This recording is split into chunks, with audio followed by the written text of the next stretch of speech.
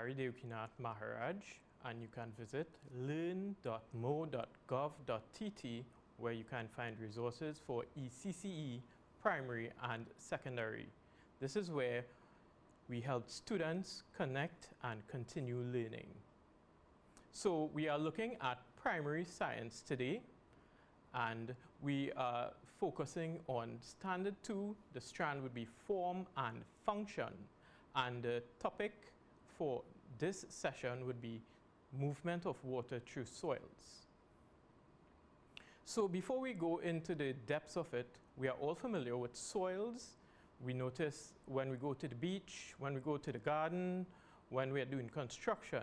And the key thing about it is noticing that there are many differences in all of these types. So to get familiar with them, we would look at the soil particles. So we have sand, silt, and clay. Each of these are different. And when we say they are different, this means that their properties, all the characteristics, all the things that make them unique are different from each other. So we need to know about everything about soils and what they do. So one very important characteristic that we need to take into consideration is that soil acts as a type of sponge, and it absorbs water. And this could be seen in the different soil types. So very important with soils and the soil particles, which eventually make up the soil type itself, is the shape and size.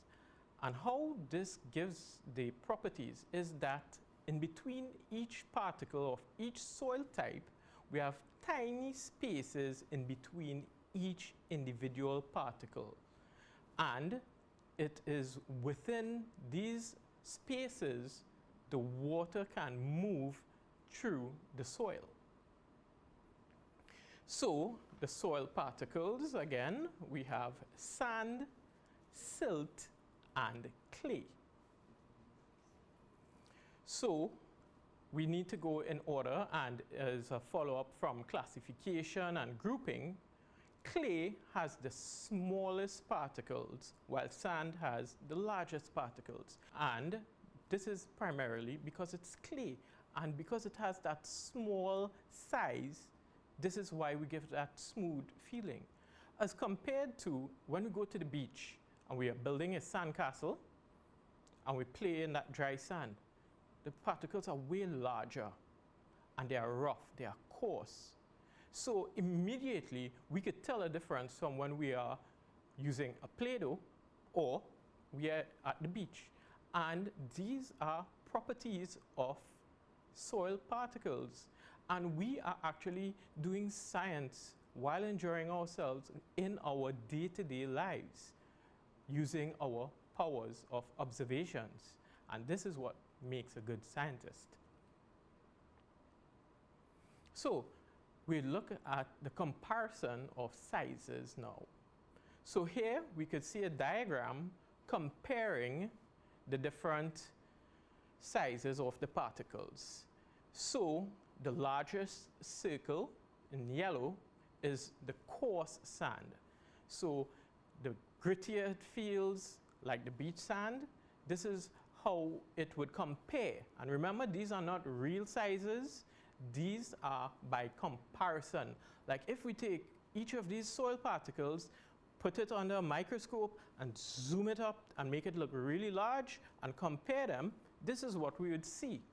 So back again, the coarse sand is really large. It's and when we look at it, it's bigger than the rest. And then we have a smaller circle in green, which would be the medium sand. Then we have the blue circle, which represents fine sand. And we have a red circle, which is silt. I'm not sure if you might be able to see it, but next to the word clay, there is a black dot. That black dot represents the size of a clay particle. So when we look at the size of that clay particle, which is a dot compared to this big circle here, we could immediately see there's a difference in size. And that would give all the properties when we put it together in millions of particles together, we would actually get the properties of that soil being unique. So again, just to review that these are comparison of the sizes of the particles themselves. And just to remind you all, we have coarse sand, medium sand, and fine sand. Those are three smaller categories of the types of sand particles you may find in a soil type. Right, so those are the particles. So when these come together, we would actually have soil type, because we may not find only one, or we may do. It depends on where we locate it and the source where we find it. So we have sandy soil. And as I just mentioned, when you go to the beach, that sand that you would play and build a sand castle, dig a pool, it's rough. And very important thing about it, when the waves crash up onto the shore, the water goes through. So I want you all to keep note of that property. Then we have clayey soil.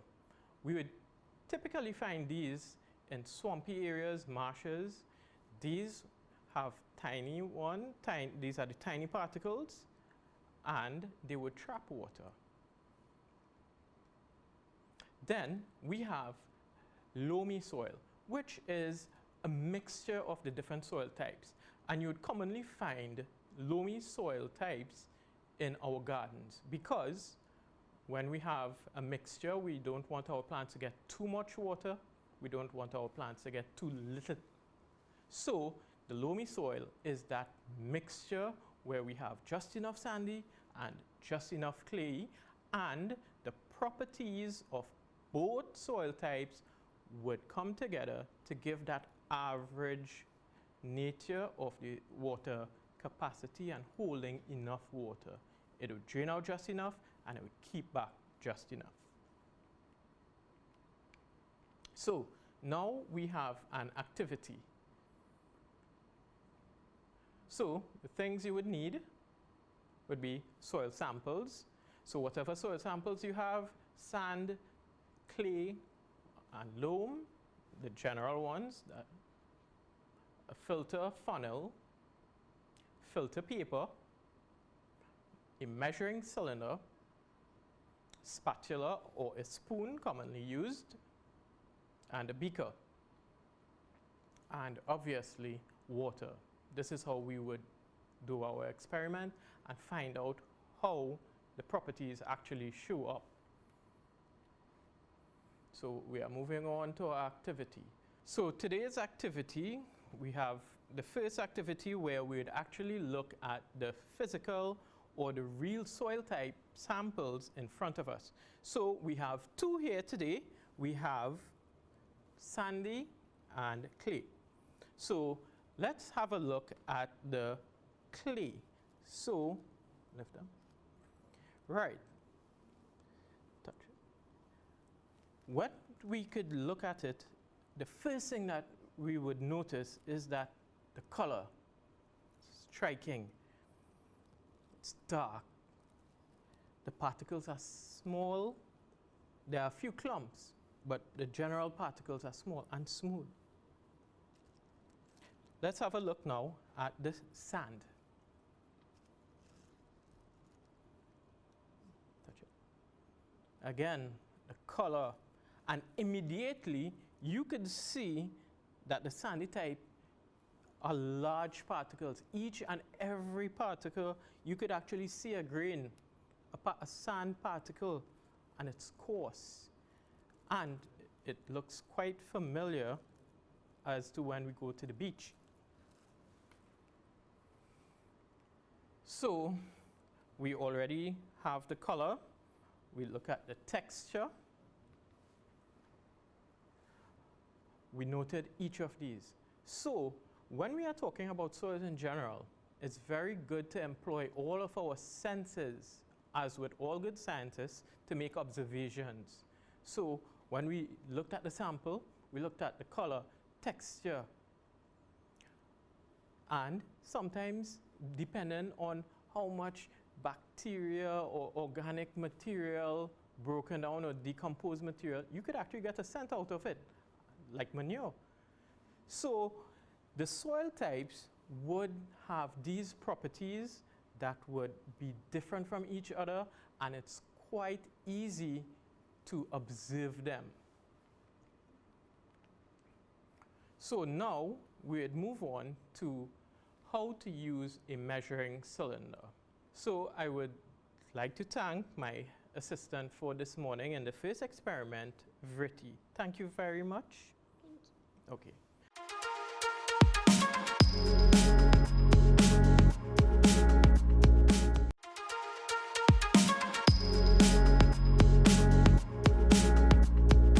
My next assistant, Aryan. Hello, Aryan. Right. So today we would like to look at the measuring cylinder. And as the name says, it's a cylinder, so we get an idea of the shape and what is used because it's for measuring. A very, very important piece of apparatus in a science lab because we use it to measure volume. So the measuring cylinder is very important as volume is a property used to measure in a lot of experiments.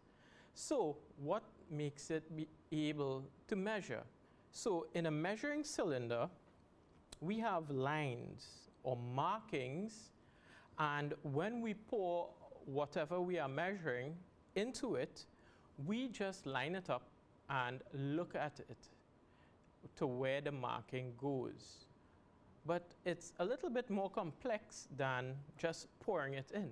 In science, we have special ways in which we use our equipment to make sure we get correct measurements and our experiments work properly. So, a few things. When we are using a measuring cylinder, make sure it's dry. And one very important one is making sure the surface, wherever we are placing the measuring cylinder, make sure it's level, it's flat. When we pour liquids into them, and this is the important part here, read the bottom of the meniscus. When we look at a liquid in any vessel and we look closely, when we look at the top of it where it meets the surface, you'd see there's a little curve. That little curve at the top of the liquid in a container is called a meniscus. So when we fill a liquid up into a measuring cylinder, we would see that slight curve. And we'd use the bottom of that curve to line it up with a mark and read the volume of the liquid. So we are looking at the bottom of the meniscus to get the mark. So another very important feature is how we physically stand and place ourselves when using a measuring cylinder. We're not going to watch it cut from this side. We're not going to watch it so. We're not going to look at it from on top. We're not going to average. So if we see in the diagram, we have low reading, high reading, and a correct reading at the bottom. Even though all we're looking at the bottom of the meniscus, we have to look at it at a proper angle. And the proper angle when we are reading a volume, stoop down with me. We stoop down, don't be afraid to bend the knees, and we look at the measuring cylinder at eye level. So wherever the liquid is reaching, we stoop down and we make sure it's at our eye level to get the reading. So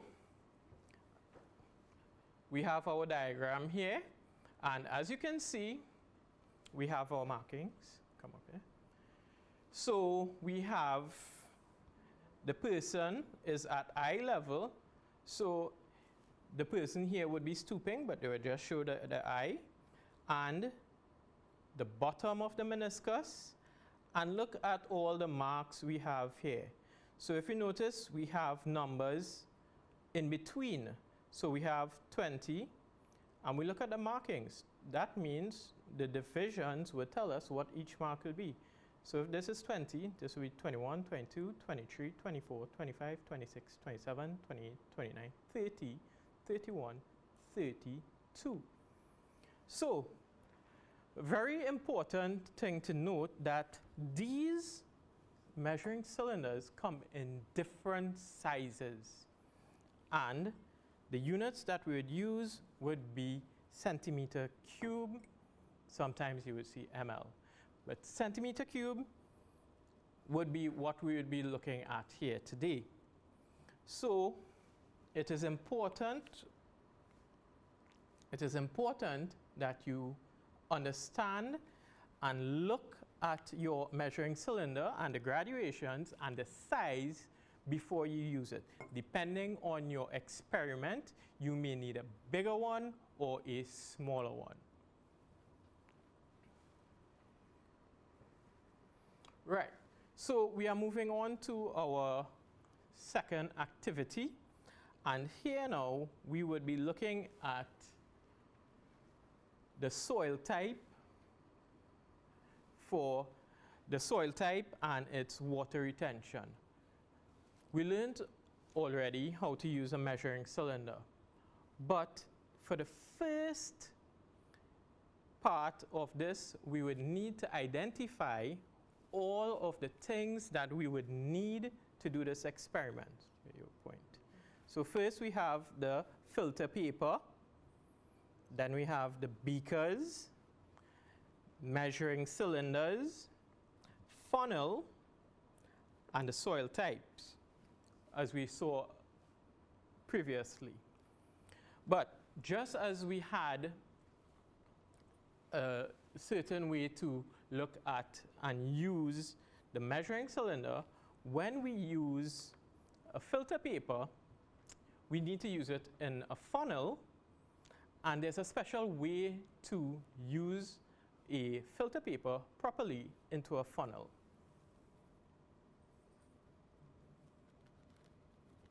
So this is our filter paper that we are using. Usually they come in circles of different sizes. But the thing about it, if we are going to use this in this,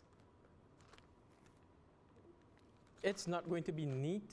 It could cause errors. So we need to know how to make this into a shape to fit the funnel properly. And how we go by doing this? All right. We fold it in half. Make a line, lift it up. We fold it in half, lift up flat. And now we fold it in half again on the table.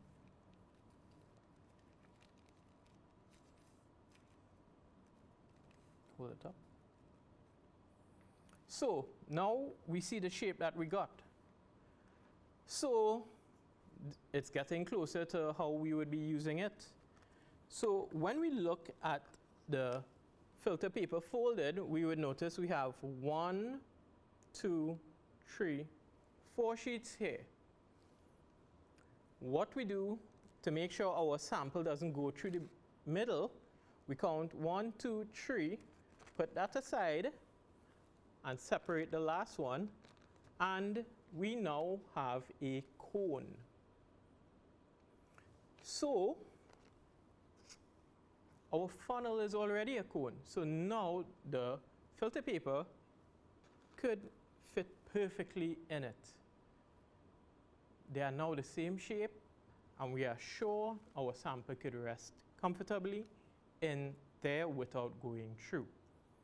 Another tip when using the filter paper in the funnel is to moisten. Just wet the funnel just a little bit, so when we put the filter paper in, it would stay put.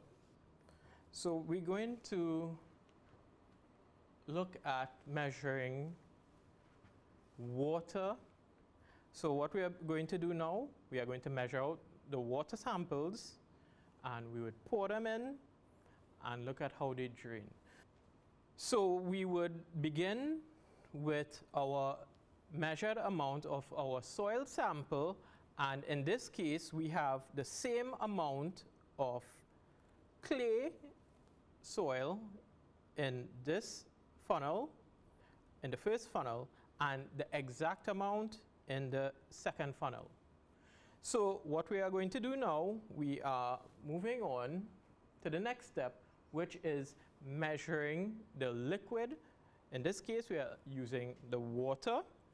So the same things that we talked about when using a measuring cylinder a few slides ago, we are going to do it again. So we are using the funnel, we are going down at eye level and making sure we are looking at the top or the bottom of the meniscus. Bottom of the meniscus. Very good. So we're going to go and gradually, so Arian, could you help me? So we are going to 30, so we go down to level. We find our marking first, so we see our 30 centimeter cube mark, and we now carefully pour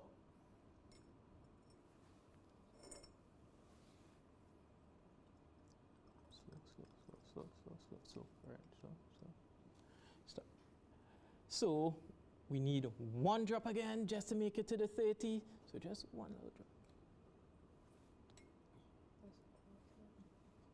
One drop, right? All right. So we are looking at the bottom of the meniscus, and it is lining up with the 30 cm cube marking. So that's our reading. We are at eye level. The table surface is flat, so that's a good measurement. Good job, Ariane. Okay, so we are not ready for that yet, so we have to pour out another. So we're going to set this aside. So we have it there. So Ari, could you pour this into the first beaker?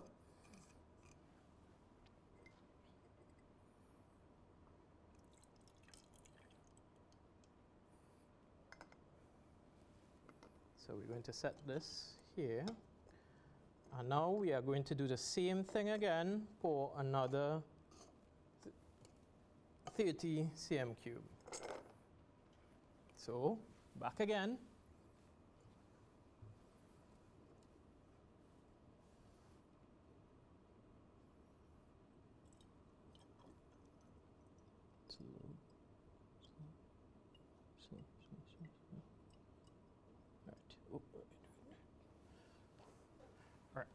So we have 30 cm cube, and we'll pour it in this one now.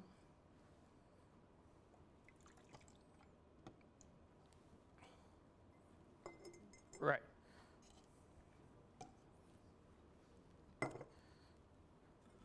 When we are doing our practical experiments, we always keep our work area clear.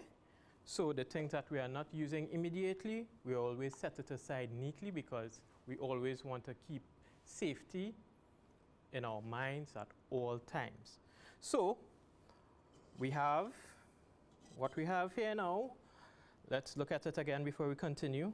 Measuring cylinder with a funnel, with a filter paper, with our soil sample, sand in this one. Same thing here. The only difference in the second one is that it is clay, same amount as the sand. In the beaker, we have our 30 cm cube of water. And what we're going to do now, we are going to add the water slowly. But next thing is we have to add it slowly because we want to make sure when we are pouring the water, it doesn't go up and flows over. We're going to make sure that all the water that we goes through, all the water we pour goes through the sample and goes through the filter paper down into the measuring cylinder. So I'll take note of the time, and Arian, you could pour gently into that one.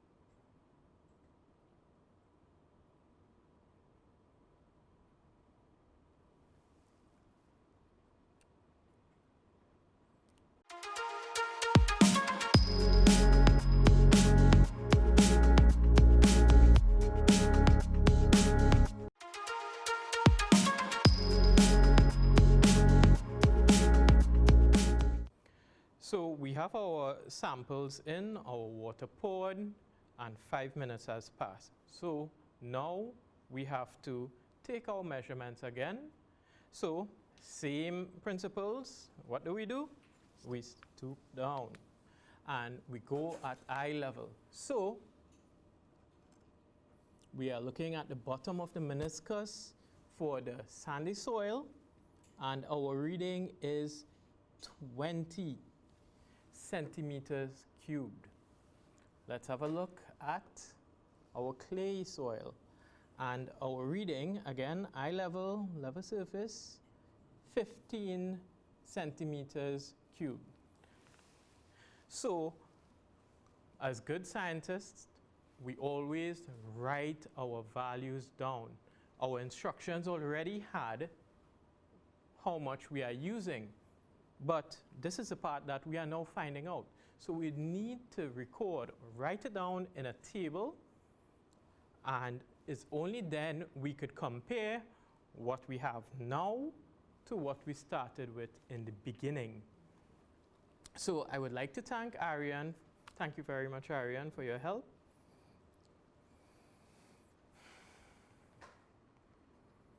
Right, so as we saw here, this is what your experiment should look like if you are to repeat it yourself. And there we see everything step by step. In this case, they used a plug of cotton wool at the base of the funnel. It is more common now to use filter paper and folding it in that method that we showed you a while ago. Our results.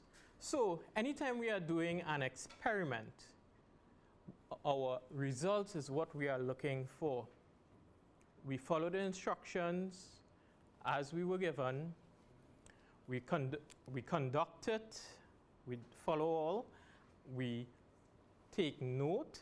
As we just mentioned, we take note of what our results were. In this case, would have been the 20 cm cube of water and the 15 cm cube of water. That's our results. So what we have here is a table. And tables are usually the best way of representing our information, especially when we are working with numbers. And if you notice, well, here we had 2 samples, but it could be as many as you are experimenting on.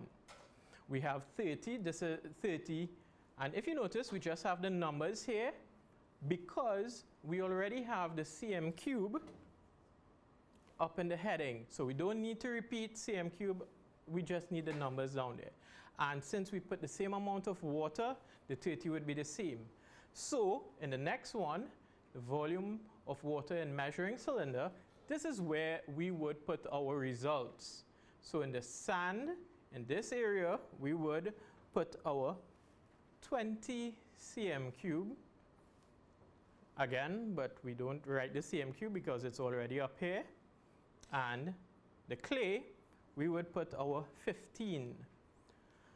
So we have our results. This is what we got, but we need to know what to do with it. What does it mean for our experiment? And we are looking at how it treats. So over here now, in this last section, if you notice, we have them A, B, and C to find out how much water is actually kept within the spaces in between the soil particles of each soil type. We just have to work this simple mathematical equation here, very easy. A minus B equals C. What that means, A is 30 minus whatever we got here. So in this case, for sand, it would be 20.